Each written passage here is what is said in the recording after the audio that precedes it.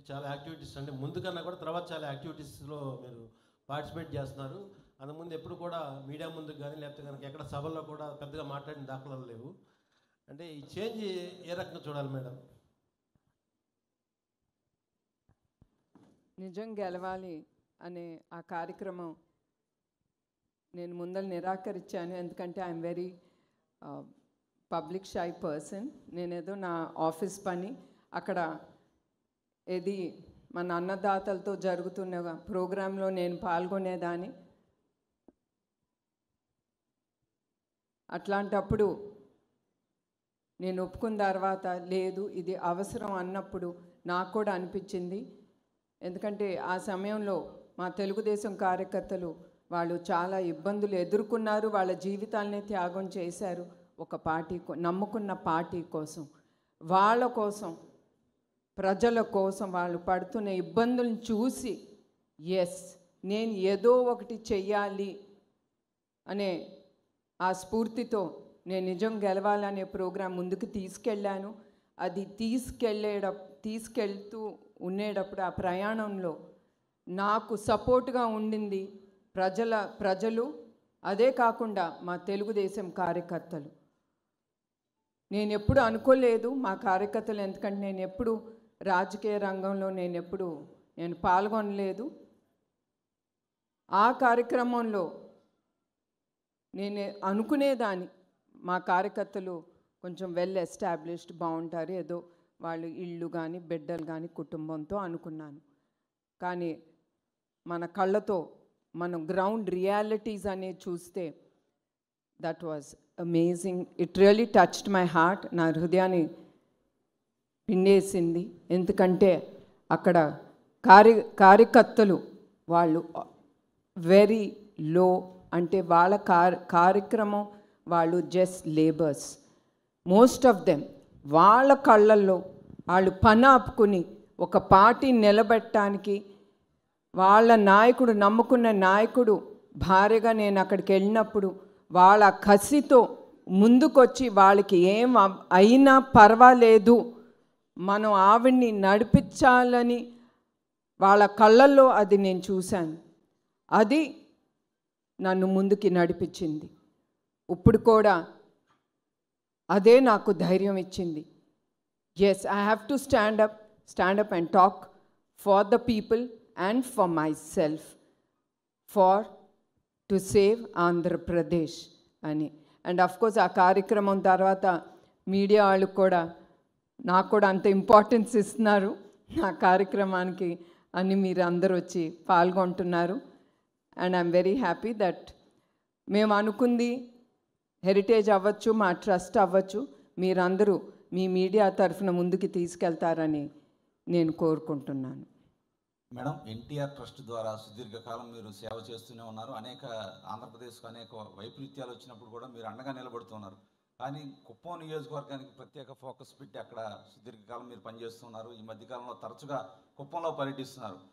కొంతమంది అంటూ ఉన్నారు కుప్పంలోంచి తర్వాత పోటీ చేయబోతున్నారు భువనేశ్వర్ గారు అనే కొంతమంది సోషల్ మీడియాలో కూడా వస్తూ ఉన్నాయి. ఆ ఆలోచన అయితే లేదండి. నేను మీకు చెప్పినట్టు నిజం గెలవాలనే ప్రోగ్రాం అప్పుడు కుప్పంకి వెళ్ళాను. అదే కాకుండా 4 సార్లు వాళ్ళ నాయకుడిని నమ్ముకుని ఆయన్ని ఎన్నుకున్నారు. అది గొప్పమైన విషయం.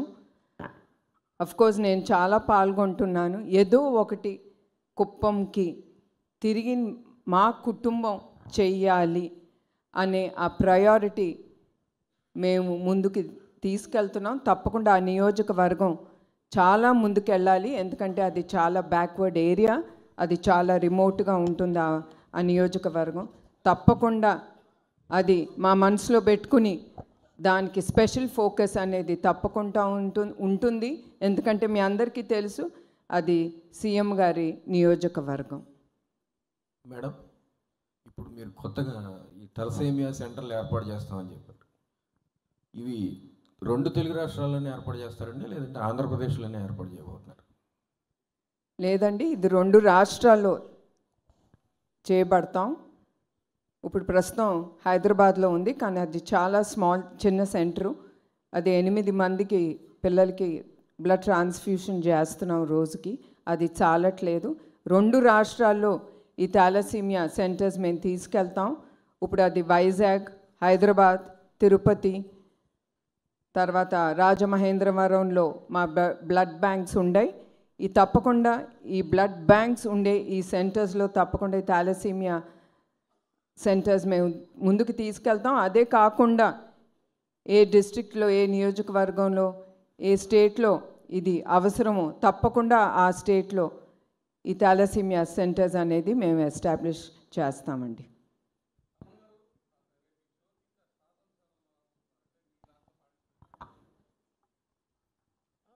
సార్ మీ క్వశ్చన్ వినపడలేదు.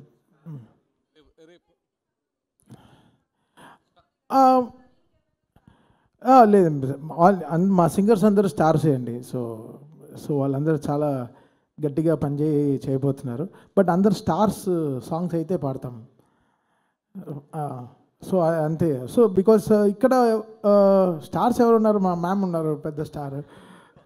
చంద్రబాబు నాయుడు గారు ఉన్నారు, ఇంకా పెద్ద స్టార్. సో వీళ్ళందరూ ఉన్నారు. బాలకృష్ణ గారు వస్తున్నారు. So it's going to be one of biggest shows అండి ever Vijayawada witnessed. Ma'am, trust ఆధ్వర్యంలో తలసేమియా కోసం చేస్తున్నారు ఈ ఈవెంట్. ఈ ఒక్క ఈవెంట్తోనే అయిపోతుందా, లేకపోతే కంటిన్యూస్గా ఇలాంటి డిసీజెస్ కోసం ఏమైనా కంటిన్యూస్ ప్రోగ్రామ్స్ చేస్తారా? ఇట్లా స్టార్స్ సపోర్ట్ తీసుకుని వెళ్ళడం వల్ల కొంత పబ్లిక్లో కూడా కొంత అవేర్నెస్ పెరిగే అవకాశం ఉంటుంది. ఫ్యూచర్లో ఇంకేదైనా ప్లాన్స్ ఉన్నాయా ట్రస్ట్ నుంచి చేస్తున్న కార్యక్రమాలు? ఇక్కడితోనే ఆగిపోదు. ఈ కార్యక్రమం ప్రతి సంవత్సరం ఏదో ఒక విధంగా పెద్దగా మేము తప్పకుండా ఇట్లానే మేము ముందుకు తీసుకెళ్తాం. ఎందుకంటే దీంతో వచ్చిన ఫండ్స్ తిరిగి సమాజానికి ఉపయోగపడేలాగా ఎన్టీఆర్ మెమోరియల్ ట్రస్ట్ తప్పకుండా ముందుకు తీసుకెళ్తుంది. And we will continue having every year ఏదో ఒక ప్రోగ్రాం, పెద్ద ప్రోగ్రాము మేము చేయాలని నిర్ణయించుకున్నాము. అమన్ గారు, మీ షో అనగానే కొంచెం ఇంట్రెస్టింగ్గా వెరైటీగా ఉంటాయి. ఈరోజు అంటే విజయవాడలో జరిగే కార్యక్రమం కోసం ఏమైనా స్పెషల్గా డిజైన్ చేయడం కానీ, లేదా స్పెషల్ సాంగ్స్ ఏమైనా చేయడం కానీ, అంటే డోంట్ టెల్.